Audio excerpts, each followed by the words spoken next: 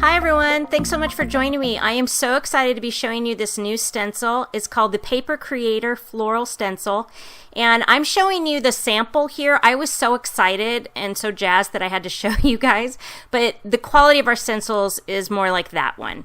So I just couldn't wait. I had to take the sample and I just have to show you guys this because I am so excited about it. So I'm going to take a 6x6 piece of paper and I'm just going to set it in my MISTI here. I'm going to put down a little bit of tape because I want it to be nice and snug. I'm going to remove the magnets. You could use the magnets if you want to, but sometimes they just get in my stinking way and they drive me crazy. So I'm just going to lay down my stencil and make sure it is snug in the bottom corner of the MISTI. See, like I said, they're catching on the stencil. They drive me crazy, so I just have to get rid of them. You can use them if you want to, though. So make sure that is nice and snug, and once it is, you're going to add a little bit of tape to hold it down. I'm going to be using Distress Oxide inks, and I'll have the colors listed below. So I'm going to start with my red here first. And what you're going to be doing is, you can see there are 4 different segments here. There's flowers, small flowers, leaves, and dots. So we're going to concentrate one color in each section. So I'm adding red here to the larger flower on the stencil, making sure that I'm not spreading ink everywhere. And if you wanted to, you could put down some post-it tape to kind of protect your red from going in the other edges. But eventually I ditch the tape and I don't use it, but I just wanted to show you that you could use it, because once you start laying down the color, you kind of are able to see where the color's going and you don't blend into the colors. So I'm going to go ahead and add my blue down in the dots here. And you just want to make sure you're pressing nice and firm and really saturating it. And now I'm going to go into my greens, and you can see here that I'm not going over the line. You really don't have to use the post-it, but if you feel like you're not going to be careful about it, then feel free to use it. So I'm just going to move it, and I'm going to add this lighter green. And you know, once I added the lighter green, I felt like it needed a little bit of contrast, so I went and got my darker green here, and I'm just adding a little bit to the bottom of each one of these leaves. You can skip this step if you want to, but I really do like how it turned out. It has a really pretty blended look to it, and it's real simple to do because you're just pressing that down. So for my tiniest flowers, I'm going to be taking this really bright, vibrant yellow and putting that down. So once that's done, here's going to be the magic of the stencil. You're going to peel it off and you put it back in place, and you're going to rotate it one turn to the right. Just simply rotate it, put it back down in place, and tape it down. And now what you're going to do is you're going to repeat all those steps. And what we're doing is we're actually building a piece of pattern paper.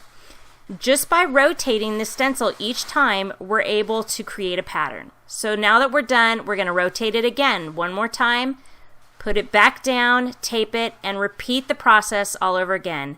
And now a 4th time, we're going to rotate it, and that will be the last time that we apply the product, because this is what you have left. It is this beautifully finished pattern piece of paper, and what's really great about it is if you wanted to, you could just like fill in the spots and just have the center part and not do the outside edge, or you could forget the center and have a frame around the outside edge. So there's many different ways that you can use this. So there's my finished piece. I cut it down, and I'm just going to go ahead and glue it down on this card base that I have, which is just a blue card base and then some red pattern paper. And I wanted this to just be really simple and let the pattern paper be the focus. So I'm just going to add these strips of coordinating papers. And then what I did is I took our newest sentiment step, Color My World, and I stamped this cute sentiment, "My heart is full," and I used a little heart from Hurley-Purdie. And that's just going to be foam taped and put in the center of the card. And it is so cute and so simple, and creating that beautiful paper with the stencil, it absolutely like frames the card. And you can leave it like this, and just on its own, it's just plain and simple. I think it's beautiful. So you can leave it like that, or what I did is I took some rhinestones and added little centers to the flowers. So I'm going to show you a way you can do this. If you don't have the MISTI to line it up, you can simply just do this on a mat. You don't need to have a MISTI to do that, and I didn't want people to feel like you had to have that. So I'm just going to tape down this purple piece of cardstock, and then I'm going to put my stencil down, and what I'm going to do is I'm going to use some post-it removable tape or some purple tape. You can use either one of those.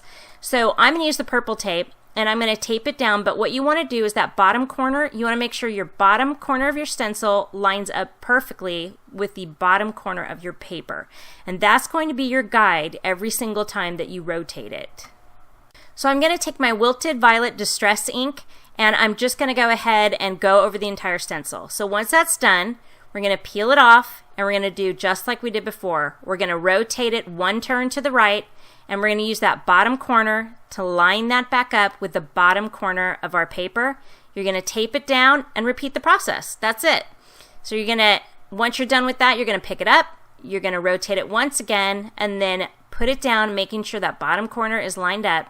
And for the fourth turn, we'll do it again and line it up. And it's getting kind of hard to see, so I'm just going to peel off that piece of tape so I can be sure I'm lining it up. And then you're going to repeat that process and put down your last color of purple. And what you're left with is another beautiful pattern paper, but it's tone on tone. And you'll see I wanted to do something a little bit different, so it didn't quite look like the card we just did before. So what I'm going to do is I'm just going to cut that into strips, and then I'm going to tape that to my white card base. So it looks a little bit different, but again, we've made this really cool pattern paper. I mean, how fun is that? So here I've stamped Amazing Best Friend from our Love Always sentiment stamp set, and I'm just going to put it on this card at an angle and then just cut off the excess. And so for my stamped image, I need something special, so I'm going to use Pickles the Zebra, and she's got tons of great colorful birthday presents. We're just going to foam tape her to the bottom right corner of the card. And then the card is complete, except for, you know me guys, more is more, so I had to add some bling. You know that's how I roll. So there it is, completely finished. And you can see you can use this stencil with a MISTI or without a MISTI. And either way, it helps you create some really fun background paper, and you can really experiment with it. Be sure to check our website and check out our brand new release. And we have so many fun products there for you guys. And please come join us in social media. We want to be a part of your crafting, and we want to be inspired by you. Thanks so much for joining me, and have a sassy and crafty day.